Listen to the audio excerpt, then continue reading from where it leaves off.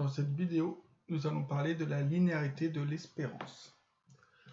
Donc soit A et B des réels, alors on vous dit que l'espérance de A grand X étant une variable aléatoire, plus B, c'est égal à A fois l'espérance de X plus petit b. Et la variance de A grand X plus B, ça va être A carré V de grand X, qui veut dire que le B ici ne nous intéresse pas pour la variance. Donc quand on a ça, on dit que l'espérance est linéaire.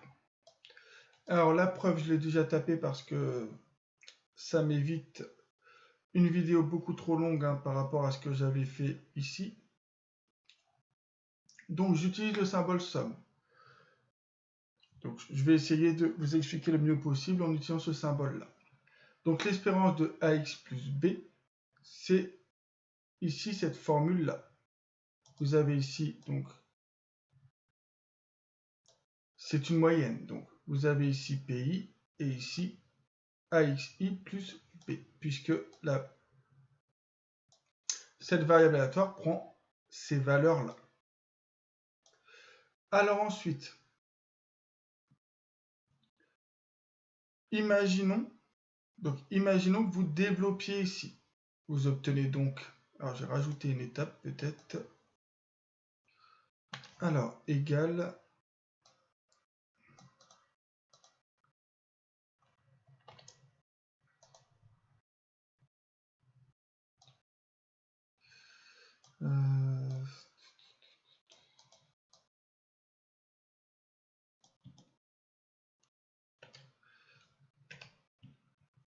voilà. Donc ça c'est égal, je reprends ça,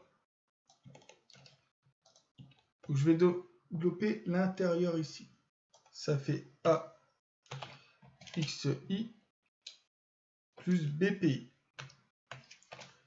voilà. Donc vous avez une somme ici, donc cette somme là, vous pouvez la casser dans la somme, ce qui veut dire que vous allez avoir somme de AXI, de I allant de 1 à R, plus la somme de B, là c'est pas 1 mais I, plus donc la somme des BPI, I allant de 1 à R. Donc vous avez une somme dans une somme. Ensuite, on va factoriser par A, c'est exactement ce que j'ai mis là. Alors par contre, j'ai oublié le PI ici. Donc AXIPI plus BPI. Donc je factorise par A, je peux puisque vous n'avez pas la lettre I. Donc je le sors ici. Vous obtenez ça. La même chose ici, je peux factoriser par B. Donc vous avez, alors attention, vous avez la somme de tout ça. Donc là plus B, la somme de ça. Ça ici, c'est l'espérance de X. Donc vous avez bien A, l'espérance de X, plus, et là, la somme des PI, c'est P1 plus P2 plus P3 plus P5 jusqu'à PR, c'est égal à 1. La somme de toutes les probabilités est égale à 1. Vous obtenez à la fin, donc, A espérance de X plus B. Bon, ça peut encore aller. Maintenant, notre variance. Notre variance, nous allons utiliser la deuxième formule de la variance, donc celle-ci. On a donc du coup l'espérance de AX plus B, tout ça au carré, moins l'espérance de AX plus B, tout ça au carré. Voilà. Ça, ben on va développer ça ici, identité remarquable. Donc vous avez l'espérance de AX au carré, de A au carré X carré, plus 2ABX plus B carré. Moins, ben ça ici, on va utiliser la linéarité de la moyenne. Donc ça fait AE de X plus B, tout ça au carré. Ok. Alors, du coup, voilà.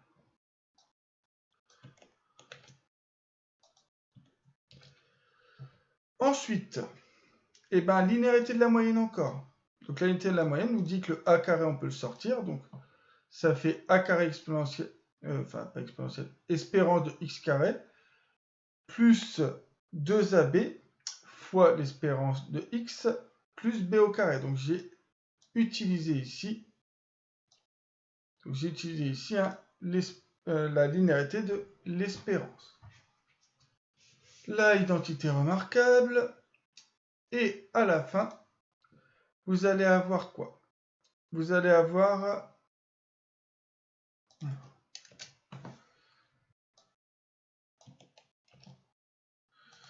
plein de choses qui vont s'annuler. Donc, ces choses qui s'annulent. Vous avez ici ça. Je vais le mettre en vert. Ça et ça qui s'annule. Ensuite, vous allez avoir ça et ça qui s'annule. Et du coup, vous allez pouvoir factoriser ici par a carré. Donc, on factorise ici par a au carré. Ce qui fait que vous avez a au carré, facteur de l'espérance de x au carré, moins l'espérance de x, tout ça au carré. On va mettre des parenthèses ici si vous voulez.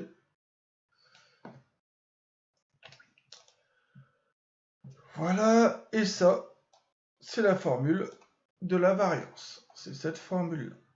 Donc voilà. Donc on utilise la formule de la variance, mais avec comme variable aléatoire x plus b.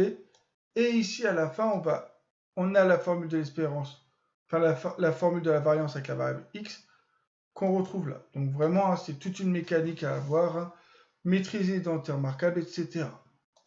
Donc voilà, mais le plus important, c'est de connaître ces formules-là. Application numéro 2. Soit x, la variable aléatoire qui, à chaque année, associe le nombre d'articles fabriqués par une entreprise. Une étude montre que l'espérance mathématique de grand X est 1000, et son écart type est 12. Le coût de fabrication de chaque article est de 50 € et les frais annuels de fabrication s'élèvent à 10 000 €, soit Y, la variable aléatoire qui, à chaque année, associe le coût total de fabrication. Déterminer l'espérance de Y. Alors déjà, avant de donner l'espérance de Y, il va falloir traduire ce qu'est Y. Je rappelle qu'Y n'est rien d'autre qu'une fonction, puisque c'est une variable aléatoire. Et en fait, on vous dit que chaque article vaut 50 €, et je vous rappelle que X est la variable aléatoire qui, à chaque année, associe le nombre d'articles. Donc vous allez vers 50 fois le nombre d'articles, puisque Y, c'est le coût de fabrication total. Donc, c'est comme les fonctions affines, vraiment ici. Donc vous avez 50 fois X, donc 50X, auquel on ajoute les frais annuels de fabrication. Donc nous venons de raisonner exactement comme les fonctions affines. Je répète, Y, on vous dit que c'est le coût total de fabrication. Et le coût total de fabrication, c'est le coût par article. Donc 50 € fois le nombre d'articles. Le nombre d'articles ici, c'est grand X. Plus les frais annuels de fabrication. Donc maintenant, nous avons notre fameuse variable aléatoire Y. On va donc pouvoir calculer l'espérance de Y. En disant que l'espérance de Y, c'est l'espérance donc de 50X plus 10 000.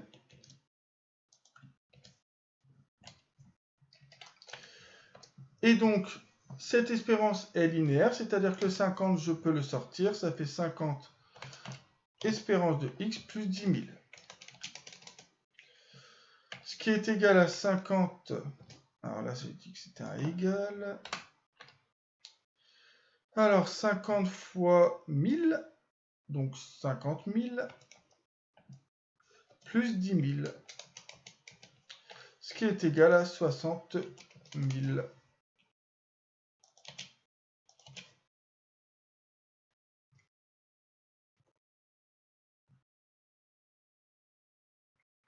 Donc ensuite, alors je vérifie quand même que je ne me sois pas trompé, 50 fois l'espérance, ok, plus 10 000, 50 000 plus. Ok, 60 000. Ainsi. Donc maintenant, on va interpréter en disant, en répétant un très grand nombre de fois, donc un très grand nombre de fois cette expérience. Donc l'expérience ici, c'est la fabrication d'articles.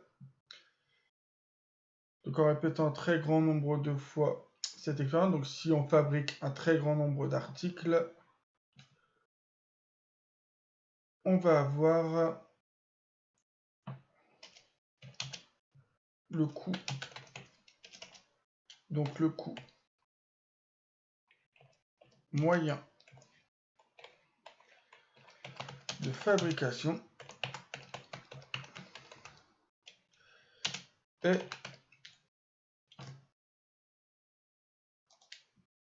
de 60 000 €. Nous allons pouvoir maintenant déterminer V de Y et sigma de Y. Donc l'énoncé nous donne sigma X. Donc l'énoncé nous donne alors sigma X qui est égal à 12.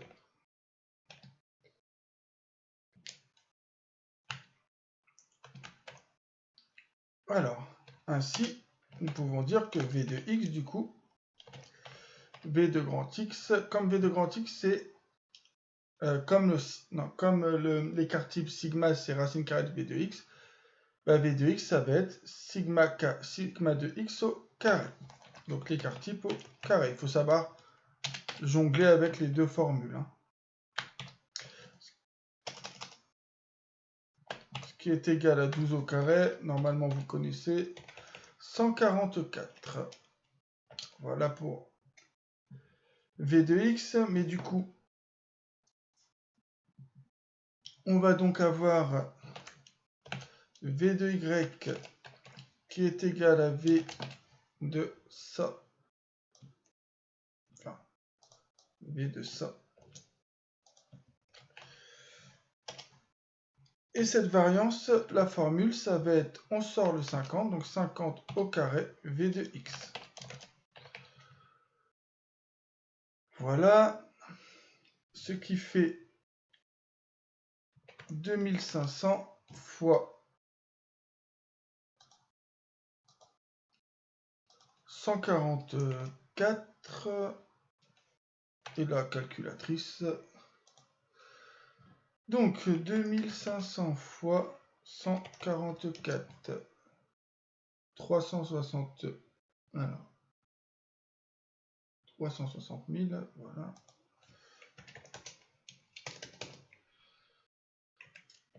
Et du coup maintenant sigma Y, on peut l'avoir, donc sigma Y, vous faites la racine carrée de ça, donc SQ, la racine carrée de 360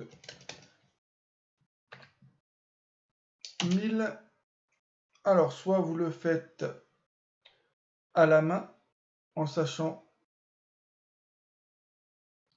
que 36, la racine de 36 vous connaissez, soit vous vous embêtez pas et vous mettez 360 000 et vous obtenez 600. Ça va plus vite.